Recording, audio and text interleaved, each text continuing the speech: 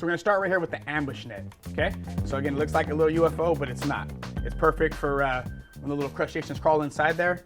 And it's basically like World's Deadliest Catch, you know, but the way we do it. So you have a little pocket here where your bait sits at. Everybody has their favorite. Some people say they sort by cat foods, people sort by chicken. I prefer to use heads from other dead fish, or you can go out and catch your mackerel or stuff with your sabiki rods, make your own bait, and stuff those in there. So what we're gonna do, since we are in the studio and they got rules and regulations, we're gonna simulate our fishes right here.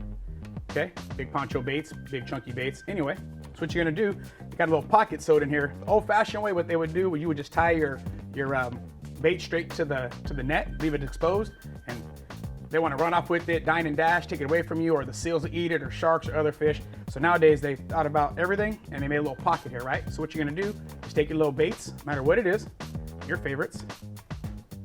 Take a piece of mono, because in that pocket you can still get little crabs and stuff to get in there, or the current can sweep it away.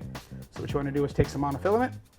You could use zip ties if you want, lock it in there. Only difference is if you need to get to that, if your bait is old and soggy and you need to change it out because it's falling apart, or try some new bait, you know, that's always a good thing too.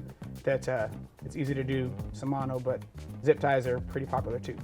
Tie that down. You might want to use 2 or 3 of them just to make sure it's secure in there. So basically the lobsters are at the bottom of the food chain. So at night you got other things coming out to get them, octopus, sharks, seals. So when they're out there getting it and they can get to your bait, that's easy access. So the best thing to do again is put that in there. Last thing you want is to be at the end of the rocks or end of the jetty and run out of bait before you catch your limit. Then you got to call it a night. So make sure that's nice and secure. And then we also have another one, which is called the suspender here. Get out of our Maui Gym bag of tricks, is the suspender right here. Already opened up, ready to get some bait in there. So what this does is it's the same thing, except for it's a cage. It suspends across, just like that, across the net. These are made for these bigger nets that we have right here. Goes from one side to the other. It doesn't fit in it doesn't fit inside the ambush net. It's too short, and I give you this little packet, little pouch here. So it's perfect for these ones here. It goes right across the whole top of the net, stays suspended, and again, that way that they can't get in there and get all your baits. So once you got your bait in there, your favorite, you can use them mackerel, catch some mackerel with your sabiki jig set up. Think about freshness. That's what I think about. What am I going to eat?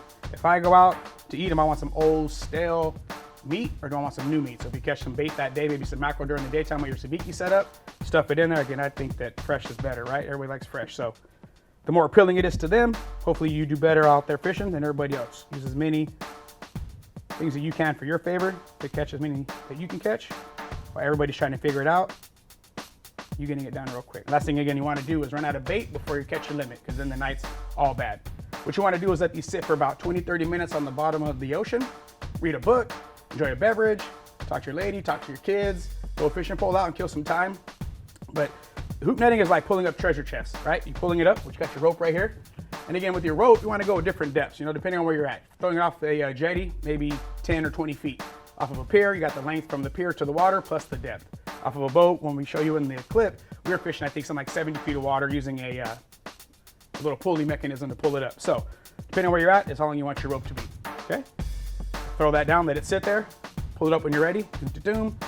There you go, catching your crab, your lobster. One more quick thing is if you're fishing off of a jetty, we lost a couple of nets last year.